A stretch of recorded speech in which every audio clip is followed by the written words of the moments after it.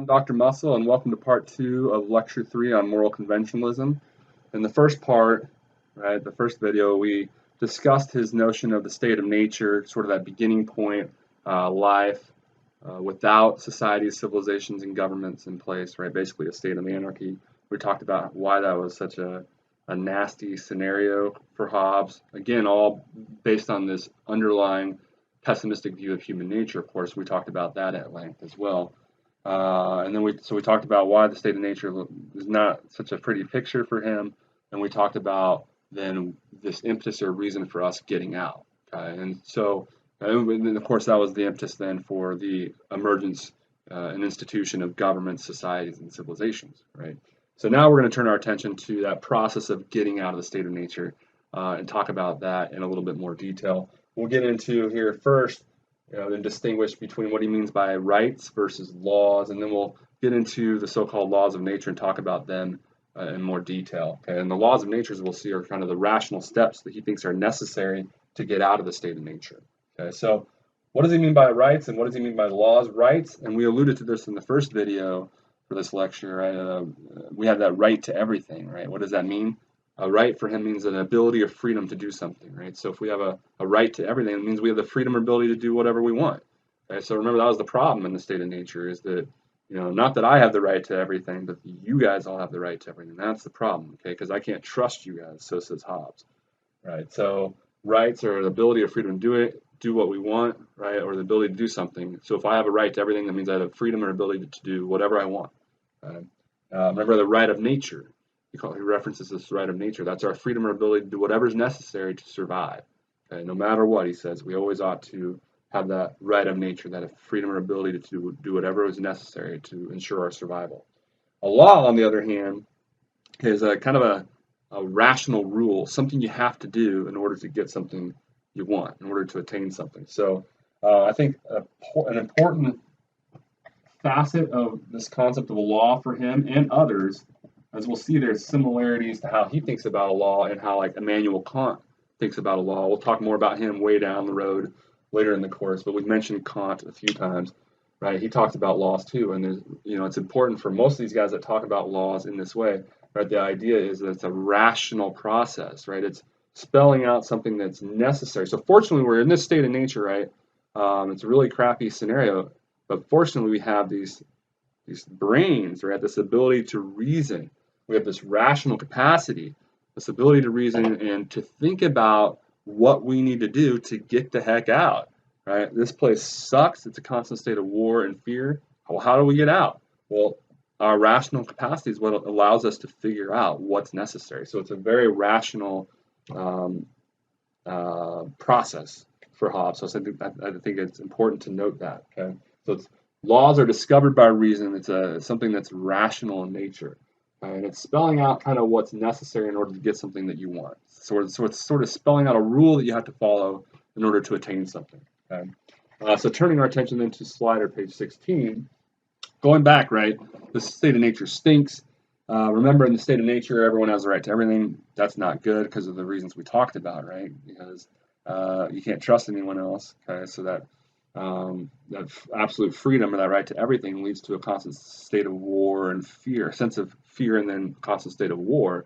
And we don't want any of that. So look, we're in this situation, Hobbes says. Fortunately, we have our ability to think. I don't want war, this constant state of war.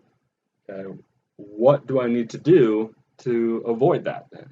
And it's so straightforward, it almost seems like it should go without saying, but what's the first rational step? If I don't want war, seek peace, right? Seek the opposite. And then he says, live within its constraints. So the first law of nature, right? You're in this crappy situation where it's basically a war of all against all. Well, seek the opposite. Seek peace and live within its constraints. Okay? And I think that's right out of the book. That comes from page 188. I'm pretty sure it's exactly how he words it. Every person ought to seek peace and live within its constraints. The general idea, right, is that we have to seek the opposite and do whatever is necessary to get the opposite, right? We don't want that constant state of fear and the war of all against all, so we need to do whatever is necessary to attain the opposite. We need to seek peace, the opposite, and live within its constraints, whatever is necessary to have it, okay? And so In fact, the subsequent laws, and there's many of them, we're only going to highlight the first two, they kind of build off one another. In fact, so it almost, you can almost say, is entailed by the first law, right? So if we want to seek peace and live within its constraints, put on our thinking caps, using our rational capacity, well, what's going to be necessary? What rule do we have to follow, or what's the rational step that's going to be necessary to seek peace, right? What's going to be, in other words, what was the problem initially, right? What's going to be the necessary element to get peace? What was the problem that led to the war? Well, it was that absolute freedom, right? That right to everything we had. So to seek peace, right, to get the opposite, we're going to have to, right, what's the next rational step? Forfeit our right to everything. That was the problem, right? So agree, all of us, right, not to do whatever we want, right? So now, again, so that second law of nature is forfeit our right to everything. Careful here, don't make the rookie mistake. Again, you guys are all rookies because you're new to philosophy for the most part, right? When he says forfeit our right to everything, that does not mean forfeit all of our rights, right? We're not giving up all of our freedoms, right? No, it means that general sense, or as he puts it, our right to everything, right? Our general ability or absolute freedom, right, to do whatever we want to. No, we're forfeiting that. We can't do whatever we want anymore, but we can still do stuff, right? We still have some rights, some freedoms, okay, but we don't have a right to everything anymore. Okay, so we have to forfeit that right to everything. That's the second law of nature. Okay, turning to slide or page 18. Now, there's a very, very important caveat here. This all makes sense. This is all rational. And it behooves us, it's in our own interest. That's the sense in which it's rational, right? Because reason for Hobbes, like many egoists, boils down to facilitating our own self-interest. So it's rational, it facilitates our self-interest. It makes sense for us to follow these laws of nature, right? To seek peace and live within its constraints. And in doing so, right, to forfeit our right to everything, to not do whatever we want, to not murder, rape, enslave others, steal their bananas and Guinness and so on, right? To not do all that. That all makes sense if or provided what? So there's a huge caveat here, right? So long as everyone else is also on board. So long as you are not the only one subscribing to these laws of nature, right? Provided everyone else is on board as well and are also following the laws of nature. Then they make sense. Okay, but if you are the only one, seeking peace and living within its constraints, which amounts to forfeiting your right to everything, if you're the only one doing that and everyone else is still doing whatever they want, obviously, that's going to be far from furthering your own interests. It's actually going to be counter to your own interests. It's going to, right, diminish your interests. It's going to hurt you. Okay, so huge caveat. Look, others have to be, fulfilling, right, their obligations as well, forfeiting their right to everything and so on. So here he's highlighting our right to our right of nature. Right, we always have the ability, or we ought to, right, always do whatever is necessary to survive. So, in other words, if acknowledging that caveat, if others aren't also following along with these laws, then look, you have every right to then revert back to the state of nature tactics, engage in war, engage in conflict. By all means, stop abiding by, they no longer make sense, right? So you should no longer be forfeiting your right to everything if nobody else is. Okay? You should always do whatever necessary to survive, right? So if other people aren't abiding by the laws of nature as well, then it doesn't make sense for you to. Okay, so how does he put it? And there's a really good quote here I have. So this is what he's going to bottom, I think is on page 188 here. Quote, if other men will not lay down their right, which is what you're doing, right, in this process here, then there is no, as well as he, then there is no reason for anyone to divest himself of his, right? So it only makes sense if everyone's doing it. Okay, that was on page 188.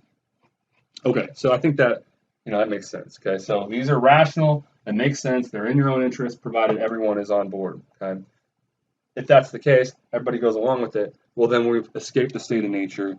Granted, we won't be able to do quite as much stuff, right? We won't have that absolute freedom. We won't have that right to everything, right? But we'll actually have some security now. We'll have some. We won't be fearful quite as much, at least.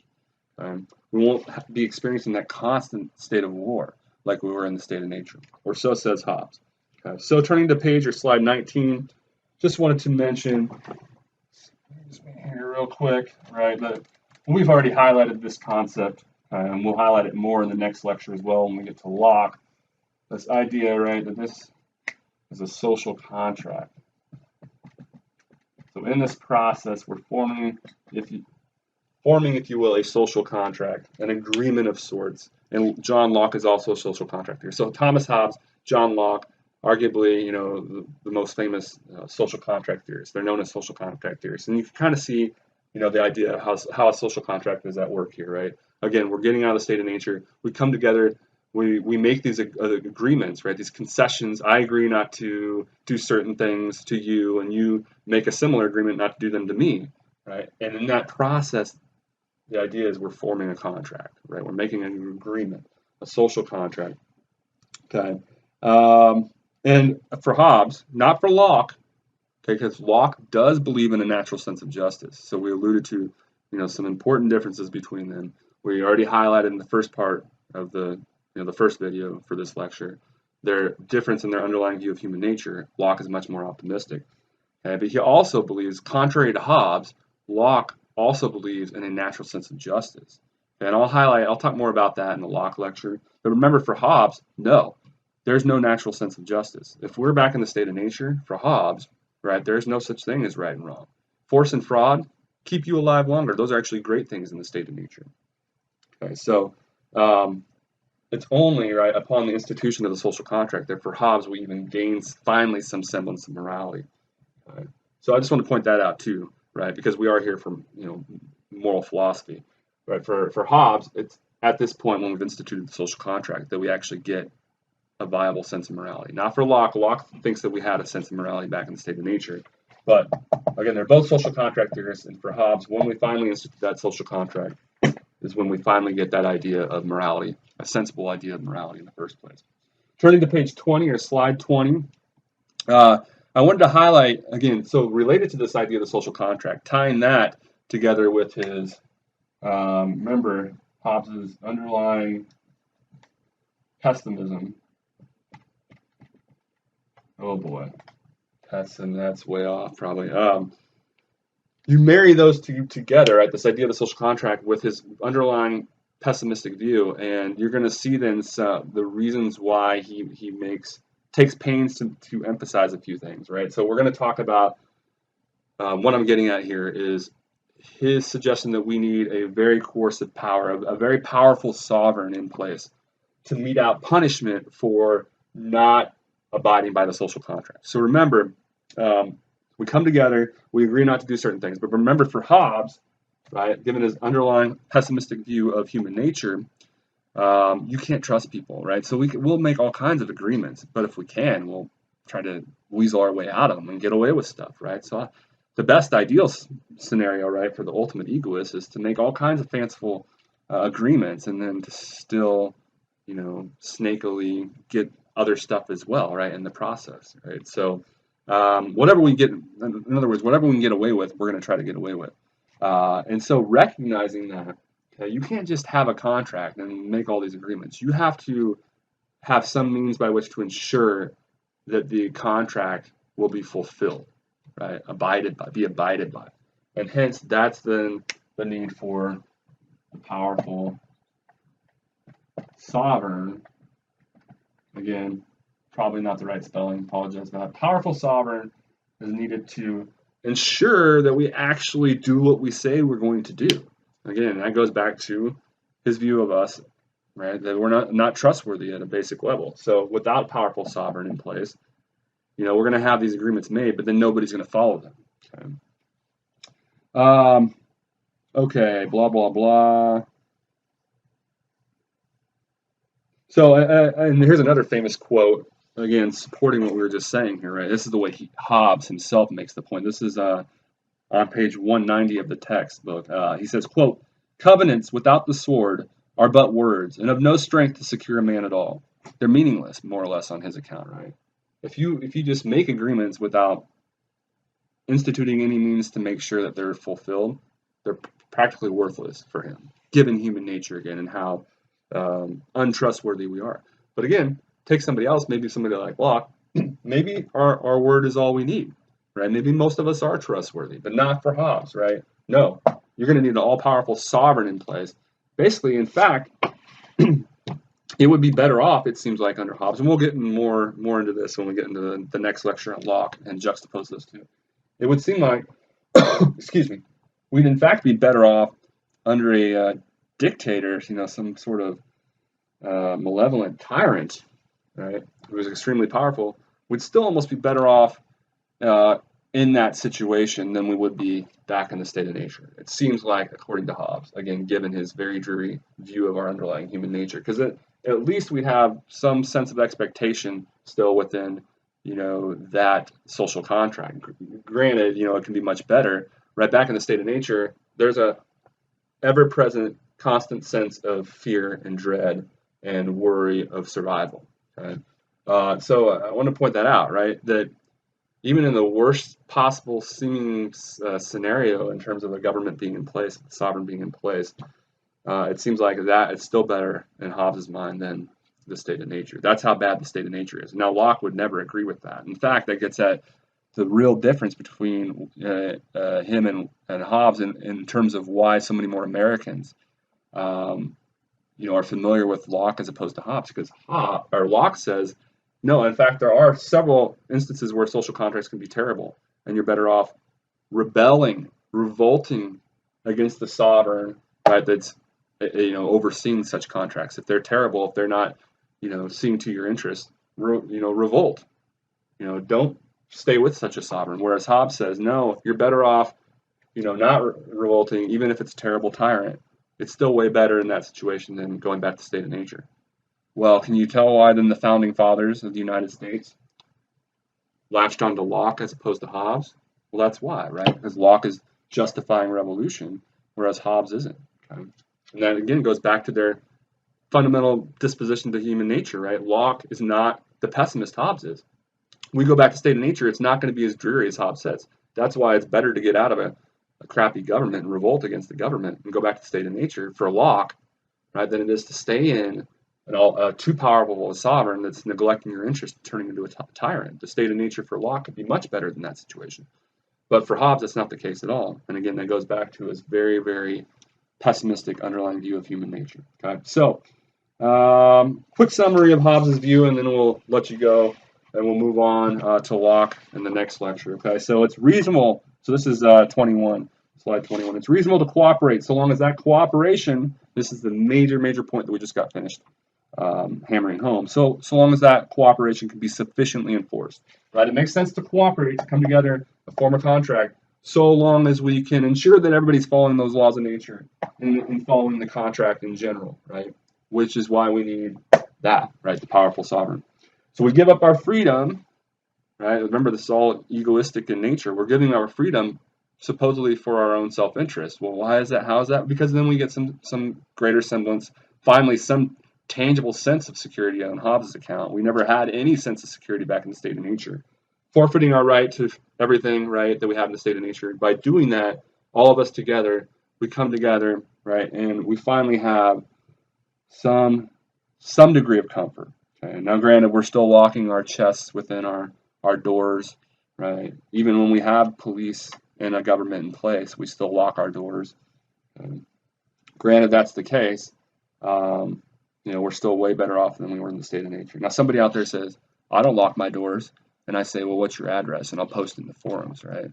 So to Hobbes' point, right, we're all still locking our doors. There's still that underlying mistrust, right? So you kind of wonder, I like that debate. And so I think there's one of the questions, is human nature really as selfish, right, as Hobbes suggests? Now, again, Locke doesn't think that's the case. I really get into that debate. I think that's interesting. Are we really, on a whole, now when you're approaching those questions, by the way, obviously there's going to be some for whom Hobbes is right and some for whom Locke's right? So, I mean, some are not trustworthy, some are, right? But on a whole, right, in general, do you think Locke tends to be more correct? Are people on a whole fairly sympathetic towards one another, want one another to cooperate? Or on a whole, does Hobbes tend to be correct, right? In general, are most people just concerned with their own interests?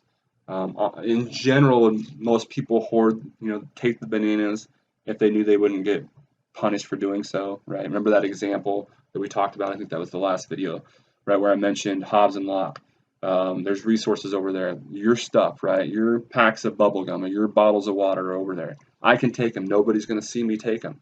Am I going to take them? Hobbes says, heck yeah, you are. right? Or 99% of us, right? Granted, there's going to be exceptions, right? On a whole, are most of us going to take that stuff? Or is Locke right to say, no, look, if we're not dying of thirst or hunger, we're not going to go and hoard the goods just because we can and because we get away with it? No, we want to flourish together. We're more sympathetic and want to cooperate. So says Locke, right? So that gets into, again, some of these questions, which I think are interesting. And I think it would help you, what I was trying to say there, it would be helpful as you're approaching those questions to grant and acknowledge, hey, look, there's going to be some for whom Locke's right and some for whom Hobbes is right? But then approach it in a more general sense, right? On a whole, do people tend to be more like Locke says, or does Hobbes tend to be more correct? Okay, so anyway, blah, blah, blah. I guess the only other point, going back to slide 21, I pretty much said it all, right, to sum it up. Just remember, in Hobbes' sense of morality, it's a convention, it's something we create. It only emerges in the first viable sense once we've created that contract, right? With the emergence of the social contract, and so to the concomitant government that's with it, we finally have our sense of morality. And what is that sense of morality for Hobbes? Right comes to mean abiding by the laws, right? And wrong comes to mean disobeying the laws. Or, in other words, in a more general sense, abiding by the social contract or not abiding by the social contract. That's what right and wrong comes to mean. Okay?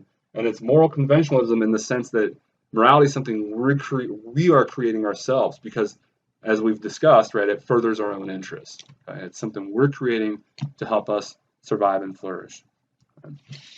I think that's it. Again, hopefully you kind of enjoy this stuff. We're starting to get into the theory, the theory stuff. And we left the logic and the general intro stuff behind. So we got our first real theory here, moral conventionalism. So hopefully you're getting into it. Hopefully, again, Hobbes, it's kind of making sense now. I know that Old English can be pretty tricky and difficult to digest, but hopefully it all makes sense. If you have any questions, let me know.